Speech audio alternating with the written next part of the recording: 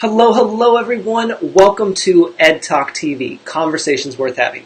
I'm your host, Ed Troxel, and I'm the guy that helps you take your ideas and turn them into income while helping guide you through the tech challenges along the way.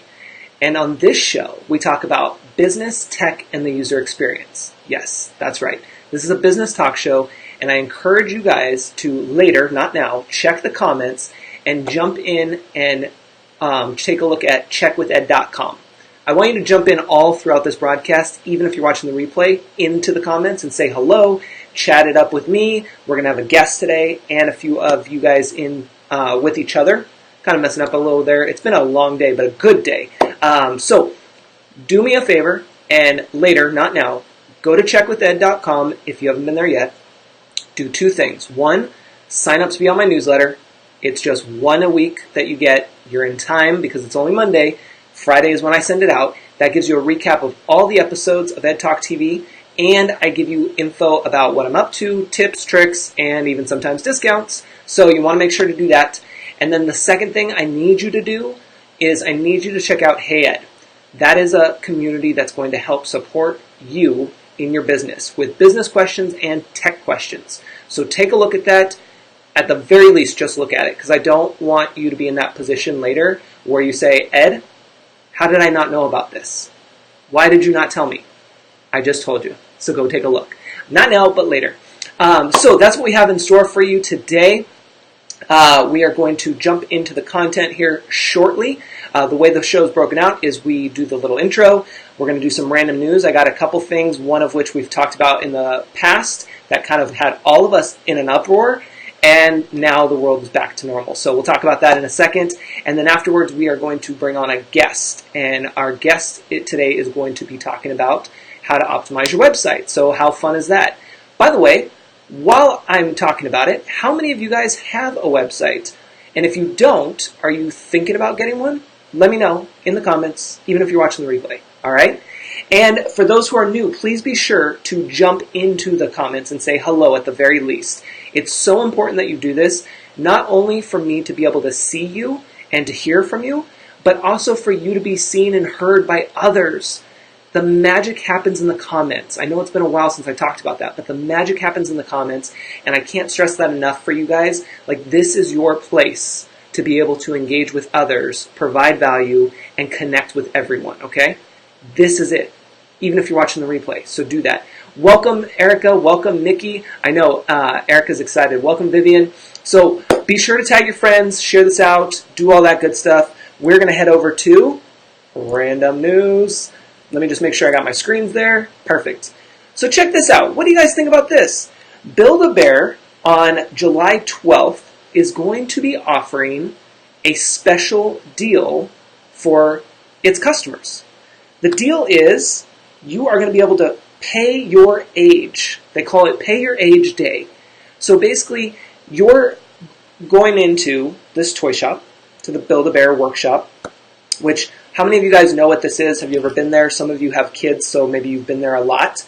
This is something that you're definitely going to want to pay attention to. On July 12th, which is coming up on Thursday, this Thursday, they are going to allow their guests to pay for whatever stuffed animal they want, basically, including some big ones like Star Wars, Pokemon, Super Mario, My Little Pony, like all of these big ones. The average range of prices usually go from $6 to $75. Oh wait, most sell, between $6 and $75. No, I had that right the first time. Most pricing is $6 to $75. The average range is $20 to $32. But on this one specific day, July 12th, they're going to offer you a deal where you pay your age. So if you're 5 years old, you pay $5. If you're 20 years old, you pay $20. Whatever one you pick. So what do you guys think? Even if you're watching the replay, do you think this is a smart idea? Hey, Mindy, welcome. I see you got a new picture. Do you think this is a smart idea for a business? Especially one that I will say, I'm not so familiar with the Build-A-Bear workshop / business, but they've been around for a long time. And they're pretty pricey. But I have never seen them really do any discounts, and this is like their first thing. So do you think this is a good deal? And a smart move for them as a business? Do you think it also raises any red flags that maybe they're headed in the Toys R Us route? Or maybe they're just doing this to really show their appreciation to their customers? Either way, there's no right or wrong answer, just throwing it all out there. Erica says, man, I would have an expensive bear. Right, Erica? I know. Definitely not one we want to take the grandparents to. We want to take all of the kids to this. If you don't have a kid but you need a bear, well, you better ask your neighbors, right? Make sure it's safe and that they know you. So anyway, that's what's happening. Now, check this out. IHOB, remember? IHOP, after 60 years, decided to switch to IHOB for a short period of time last month because they wanted to promote their burgers, which just totally made us all go, what? Like, what? How? After 60 years, you're going to change to the International House of Burgers? And they went even as far as changing their signs at some of their locations. I mean, it wasn't just like a prank online where they just typed up a tweet or whatever. I mean, that happened. But they literally changed their signage at certain locations. That costs money, you guys. A lot of money. And I'm sure it's not as much money as they had, or I'm sure it wasn't the best decision to use their money for. Man, I messed it totally up. See, this is what happens live broadcasting. It's all good. They basically have their normal, and I don't know, I don't go to IHOP hardly ever, but IHOP is one of those like awesome places that's still here, but is pretty much on the way out. I don't know, maybe I'm wrong, but that's kind of how it feels, right? And after 60 years, they decided to switch their signage and make this whole uproar, which in one way it was smart because they got in the news. They got people to talk about them. They had a lot of people talking about them. But it was weird. IHOB. So then today, they made the announcement that it was just a joke, and they said, quote, "We'd never turn our back on pancakes, except that time we faked it to promote our new burgers," the company announced today. Now, I don't know about you, but it's hard to read this one. Maybe this was their ultimate plan. Maybe they had it from square one. They were like, you know what, let's just do this. We're going to change our name as a huge joke to everyone. Everyone's going to freak out. They're going to be talking about us. They're going to be sharing us all over social media. And it's just going to be crazy. Like, just crazy. But just when they think that we're the crazy ones, we're going to flip it back and be like, just kidding. We got you. Late April Fool's joke. They could have done that at the beginning, like in their marketing meetings, right? Or they could have been serious about the IHOB thing, and after seeing all of the backlash and the craziness, they were like, ooh, we better fix this, because this is going to ruin us. Ruin us. Let's switch it back, and we'll just tell them we were faking it.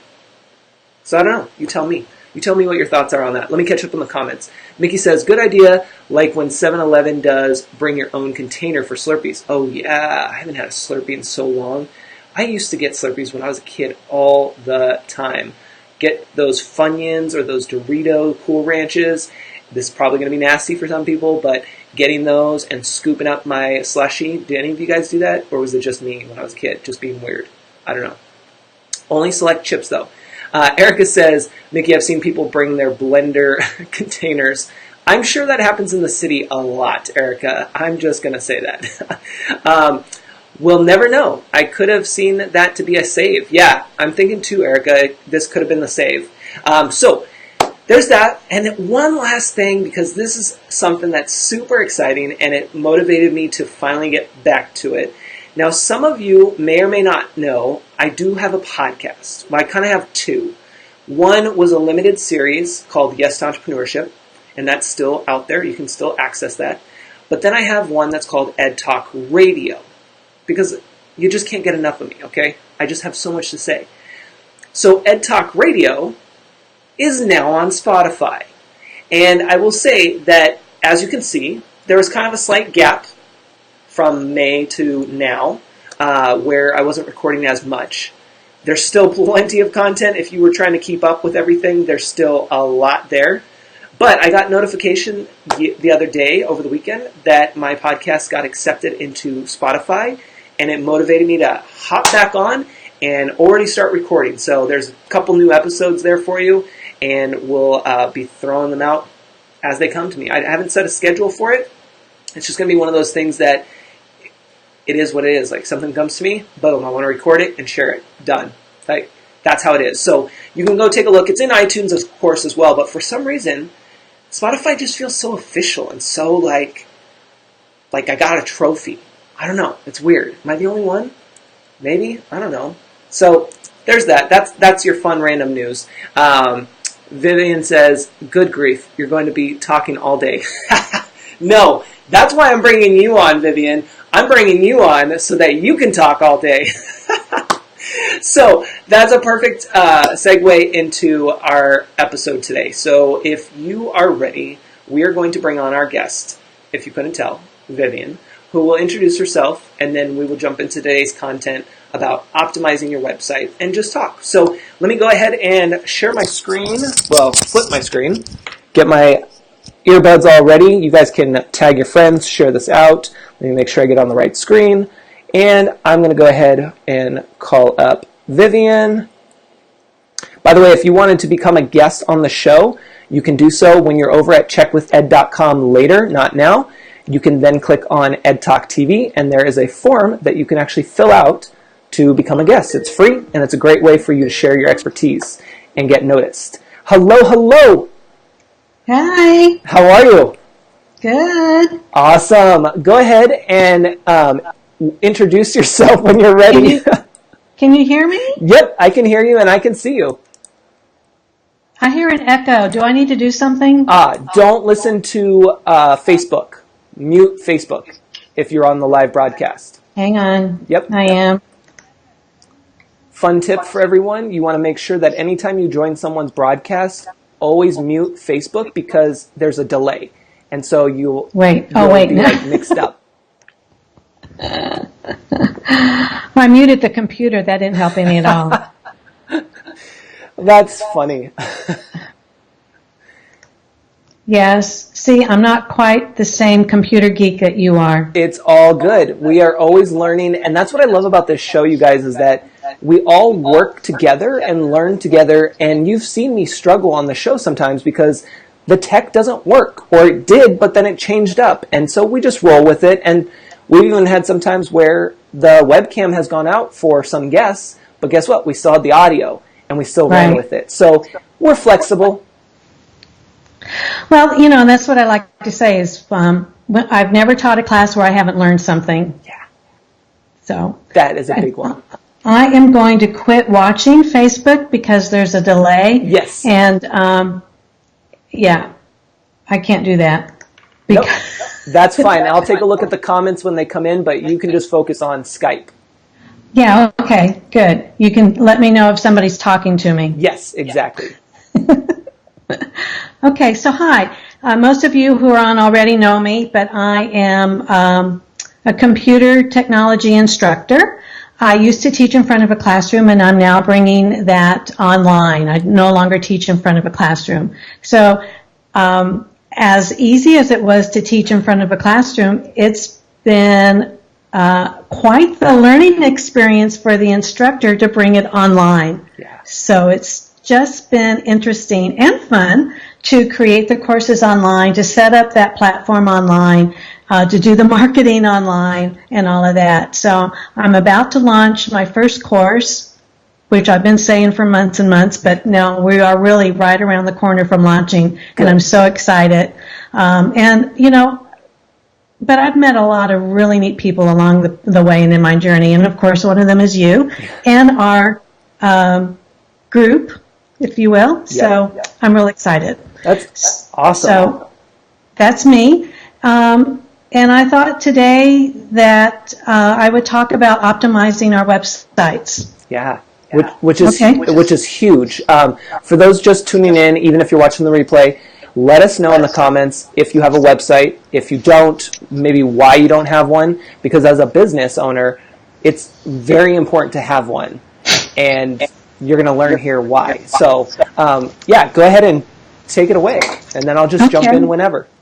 Yeah, and Ed's absolutely right. You need to have a website, even if for right now it's just one page that talks about who you are, what you do, and gives your social media contact. Yes. And then we can grow from there. And Ed can help you, or I can help you, and Ed is absolutely wonderful with all of that. So I totally agree. If you don't have a website, we need to be talking. Yes. So I agree. And that's the beauty, you guys, I will mention is that when Vivian and I were talking about, having this episode and everything, we were kind of talking about, well, Vivian didn't want to step on my toes or anything, in terms of the web stuff. And I said, not to worry at all. I'm that type, you guys, where I don't worry about that stuff because you're going to be able to provide value just like I can, and it's a way for everyone to share their knowledge and to understand that we all have different types of people that vibe with us, and there might be something that you say that somebody's like, yes, she's the one, I gotta work with her, or yes, he's the one, I gotta work with him, and that's okay. And you want to make sure that as a business owner, the way you're going to stand out too is that you're okay with referring people to others. absolutely. That is key. Yes, I totally agree. Because I do work with others as well, not just you, and some of them do Squarespace and some do other platforms, and we all refer back and forth, and it's because we all believe that there's enough for all of us. So Right. I'm glad you feel that way, because I just love you to death, and I don't ever, ever, ever want to step on your toes. So I'm glad we're good there. Oh yeah, definitely. So let's talk about optimizing your website. And one of the things that I've gotten away from is calling it search engine optimization. And I'll tell you why. Because when you talk about search engine optimization, it freaks people out. They think that it's just going to be a humongous task to get their sites ready for search engines.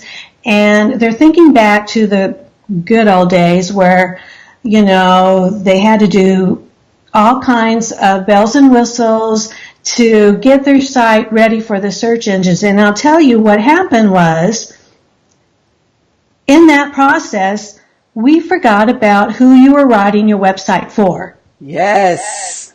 And over the last 2 years, when I'm working with my clients, I tell them, don't worry about the search engines. Worry about your target client, your target audience. You write your website and your content for your target audience. And if you do that, as well as some other things I'm going to talk about, you're golden. I love that. Because here's what I like to say is, if you do all the things that the big companies tell you to do and all the perfect keywords, what good is it going to do you if you land number one on Google and nobody's clicking on you? Yes. So That is perfect. that's my 2 cents. It's good. It's worth a lot. Great. So what can you do to help your target audience find you? And so here's some things that I want to talk about.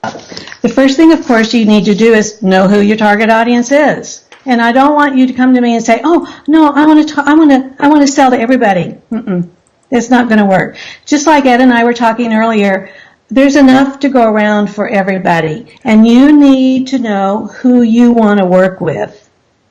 You need to have somebody in mind that your ideal person, if you had a brick and mortar and they walked in the door, you were to say, "Oh, this is my ideal client." Yes. And then you need to start writing your content for them. And you need to start building your pages on your website around them.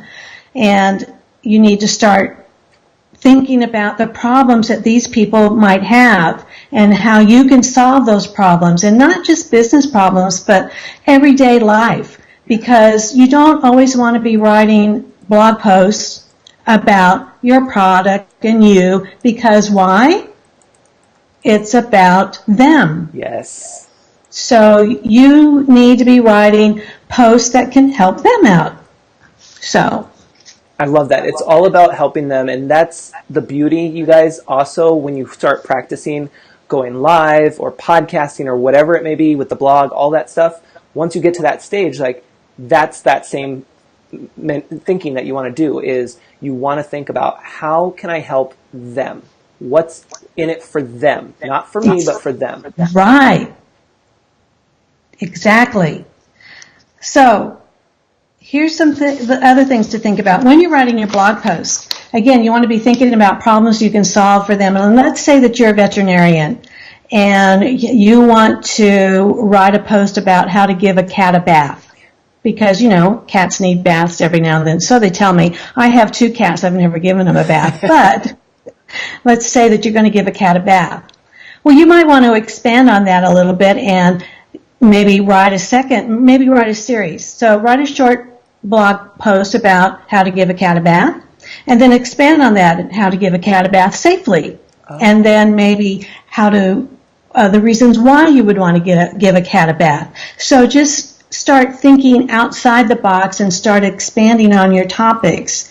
And when you're writing your content, you want to keep it in the language that your target audience would talk in. So don't use humongous words if they're everyday people like you and I. Right. So a good example would be, I used to be in the corporate world. So when I went out and I taught a class to engineers, I used language that engineers would want to hear. But when I taught the class at the college to everyday people, I used everyday language. I brought the engineer language down to their level. Yeah. And when you're writing your blog posts and your other content, you need to do the same. You need to think about your target audience and you need to write in their language. The other thing is, don't worry about, and I'm just going to throw this in here right now, too many people get caught up with keywords. Yep. And keywords are important, but use keywords that your target audience would use, and then get the thesaurus out. Oh. And don't use the same word over and over and over. There are probably 5 different words you can use for bath, and probably 5 different words you could use for cat, such as feline. And there's a thesaurus online, and you can and the other good one is to go out to Google and start typing how to give a cat a bath, and you'll get all kinds of different subjects and all kinds of maybe different ways to use that phrase. Yes, that is a big one. And I want to tack on one little thing at the end of that is, when you guys are searching on Google, go to the bottom of the first page and see the related searches as well, because that will help you out too. Absolutely. Lisa says hi, Vivian. Who? Lisa. Hi, Lisa. Okay, so that's just a little bit about content, and of course there's more, but that's kind of content. Oh, the other thing I want to say about content, keep it as short and sweet as possible. A lot of the larger search engine optimization companies will say 500 words or more, and I have been doing research lately, and 500 words is a good base, but we're also finding that people now and then want to get into the article and they want to skim it. Yep. They don't want to they don't have the time, and they don't want to sit there and read the whole thing. So the best way to get around that, I'm the same way. I just give me the details and let me go on. Exactly. So, and we all know what a skimmer you are. Yes. So use bullet points, use bold, use italics, highlight those very important keywords. Use short paragraphs. Don't use long paragraphs. Yes. Things like that will catch your reader's eye, and they can get the the main points and then get in and get out. Yep. And just FYI, my blog posts are never 500 words. You guys, I don't even write blog posts anymore. I just repurpose this show and we'll call it a day. And if I'm really feeling up to it, I'll add a couple links in the actual blog post, but that's about it. I will tell you a secret that Susan McVey told me. Oh, yeah. So, I'm recording my courses, and so I think she told us in her group. So record your videos, upload them to YouTube, take the transcript, download it, and clean it up, and there's your content. Yep, and that is a really, really good one. I will say that I am being lazy. I'll tell you all right now, I'm just being lazy, and I haven't done that yet. But maybe someday I will do that. Right, and I'm in the process of taking my long videos from my courses and breaking them down and putting them on YouTube. Yes. And speaking of YouTube, here's the other thing. When it comes to your content and your blog posts, because that's what we're talking about now, don't worry so much about the Google and the other search engines. It's better to put your content out where your people are. Yep. So if your people hang out in YouTube, then take your content and make a video and put it out on YouTube. Take your blog post. If your people hang out in Pinterest, put your blog post out on Pinterest. Yeah. And if they hang out in Instagram, make a picture, put a link to your blog post in your comments. And isn't that right? I'm not a big Instagram, so somebody will have to correct me on that. But can't you put a link in your comments back to your? You can, in terms of you can actually type it out. Currently, this can always change, you guys, but currently you cannot actually click the link in the comments. You can only on Instagram put a link in your bio. It's just one link. However, for those who are new to Instagram or who have been on Instagram for a long time and now have what's called IGTV. Right. IGTV does allow you to put a link, an active link, meaning you can click on it, in the comments. But currently, that is only available if you're using IGTV, not a normal Instagram post. I know, okay. Crazy, but we can look forward to hopefully seeing that soon. Okay. I need to get busy on that. Y'all need to start nagging me about that. Yeah. Next week, not this week. Okay, there we go.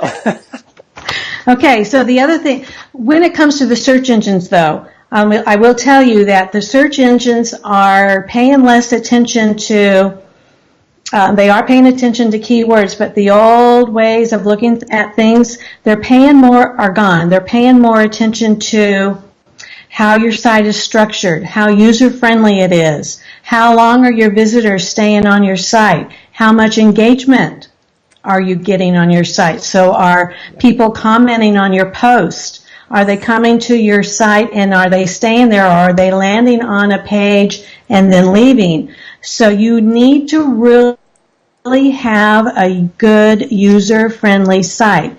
And so even though I said that you need a website, even if it's one page, if you're looking to get good if you're looking to get up higher in the search rankings, one page is not going to cut it for you. Right. It's going to get you good visibility in the long run, and you do need that. But in the long run, you're going to need to have more than one page, just FYI. Yeah. I just want to say that. And Nikki asked a question. She said, would people then think that they would get your course content free on YouTube if it's the same as in your course? Because you had mentioned that you put some of your old course videos up on YouTube. I made the comment that I'm guessing you're probably just making little clips that are kind of like promos. Correct. Okay, there we go. Yes.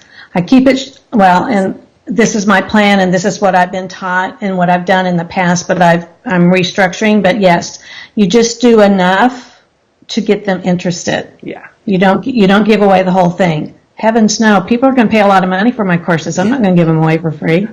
I hear you. Okay. Any other questions? Nope, that was it for right now. Okay. So yes, it's very important. As far as the search engines are concerned, it's very important to have a user-friendly site and do things to keep people on your site. Yeah. That also means, so a good structure, make sure all of your links are working. Yes. No broken links. Yeah. Speaking of links, here's something else. If you're going to link to outside of your website, make sure that it's a good, what's the word I'm looking for? Reputable link. Oh, right. And one that aligns well with you. Yeah. Don't just link to anybody willy-nilly. Yeah.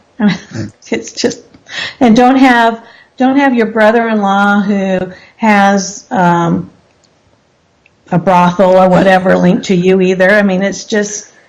Yeah, you want to have it professional, guys, and you want to make sure that it reflects on you, that you guys are in the same sync there. Exactly. So that's where, linking to all your social media sites and, make sure it's reputable and that it aligns well with you.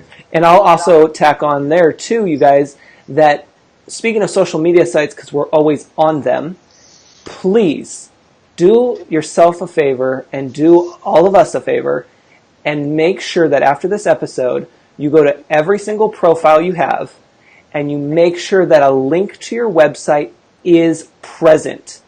I cannot tell you how many times I go to a Facebook profile, even your personal profiles. I'm not going to say any names, but when I go there and I see that there is no link and I know that you have a website, I'm like, what's going on here? So make sure your personal profiles and your business profiles on any of the social networks have a working, updated website address for you, okay? Because some of you have it in there, but it's not working anymore. Hang on, guys. I need to go check and make sure my website is in my personal profile. I'll be right back. But it's one of those things that I catch a lot of the times, you guys, and it's really important to do that and to double check every so often. Like make a note to yourself, maybe even every 6 months, check your link on your social profiles, because maybe you started with, taking care of cats. We're going to go with the cat thing because everyone loves cats. So maybe you did the whole cat bath business and that was your website, but then 6 months later you decided, I'm not really into that anymore. I'm going to do a jewelry business. Yet you haven't put that website up there. So you're missing the boat. Right. Good. Just my Absolutely. My 2 cents. And worth a lot. Thank you. Yeah, of Teamwork. course. Yep. So any questions on content or site structure? No, I think that's great. That was a great way of how you broke everything down and allows us to understand whether we have a website already or if we're thinking about getting one. It allows us to understand that we don't have to be so stressed out over SEO, search engine optimization, and that we really need to just focus in on our target audience and write in a way that they speak and to be able to have topics that they actually are wanting to look at and be relatable and where we can find them and all of that. So I think it was well done. Okay. I have a couple of things on behind the scenes if you want me to go over them. Sure. I don't know how long we have. Yeah, we still have time, so whatever you want to share. All right. Behind the scenes. First of all, your pictures. Pictures are worth 1,000 words. When you're writing your content, use pictures as well. Put media in there. The people love media. I'm in media, pictures. Right. So put your pictures in there, but do me a favor and yourself. Optimize those pictures. And what I mean by optimize is use a tool that optimizes them for the web. And if you use the right tool, then you don't have to worry about what I'm about to tell you.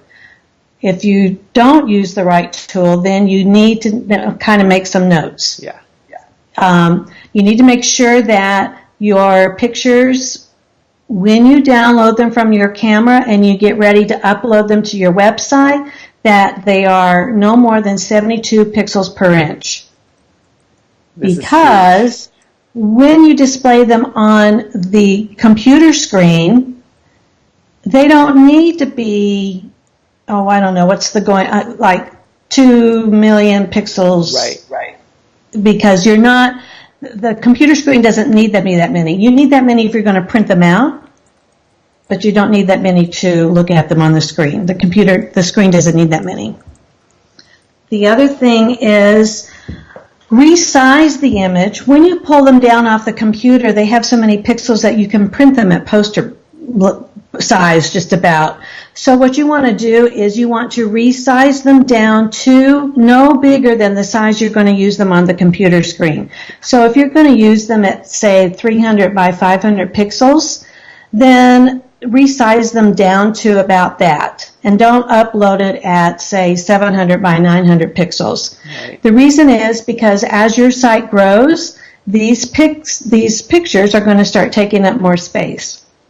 And then the other thing is you also want to run it through an optimizer to throw out all the additional meta on the back end that it doesn't need, which would be like the time and place where it was taken and all of that other information. And there are some good tools that are free, and I believe if you're using WordPress, there's a really good plugin. I forgot the name of it, but there's a really good plugin that will actually do all of this for you as you're uploading your images. Yeah. So, do you know the name of it? There's several out there, you guys. I believe on one of my sites I have, it's called Smush. Yes. I'm using that one on one of my sites, and then I just discovered a website. I don't remember the name of it. I either dropped it into the Hey Ed community already, or I'm about to. But there was a website that I came across this weekend that is supposed to help with that too, and doing that from anywhere. So, and I've got a couple of others too that sites. They're free sites that you can use to optimize your images. Perfect. And then the last thing that I'm going to, well, two things. Again, I'm sure you already know this. Videos are huge right now. If you want to use videos on your site. Don't store your videos on your site though. I was just going to say that's what YouTube and I love Vimeo. That's what they're used for. Listen to the man. He knows. Don't put them on your site. They take up too much room and your site will get sluggish very fast. So store them on YouTube or Vimeo. And then finally, if you are concerned about the search engines, make sure that your images and your documents and your blog posts and your pages, they all have good titles and good descriptions. And that you have, and that you name your pictures what they're called, what they really are. Don't name them picture 1, picture 2, picture 3. Name them with good names that have keywords in them. Yeah. Like if it's a picture of an ocean, call it an ocean or what the ocean was or something that is working for your website. Yeah, no, that's a good one. And, running off of that, you can also write whatever the ocean name is, and then put the location, like write out the location, so that way it's more specific to your area. Exactly. Yeah, that's good. Get creative with those names and throw a keyword or two in there. Yeah, I need to do that. And when it comes to the descriptions, make it a good paragraph and make it English. Yeah. Don't just use keywords and stuff at keywords because you'll get knocked down for that. So that's an important one, you guys, is when you hear the word keywords, it doesn't mean to just go rake up a whole bunch of keywords and just plop them in somewhere. Like you literally have to have sentences and they need to make sense and they need to be what people would be looking for, which is why Vivian was saying, check out Google, check out YouTube, like see those searches and see what pops up so that way you can kind of get creative with it. And I'm not kidding. Use the thesaurus. Yeah, that's right. And other tools like that to get a variation of keywords, synonyms, and yep, things like that. Okay, and so that's it. Awesome.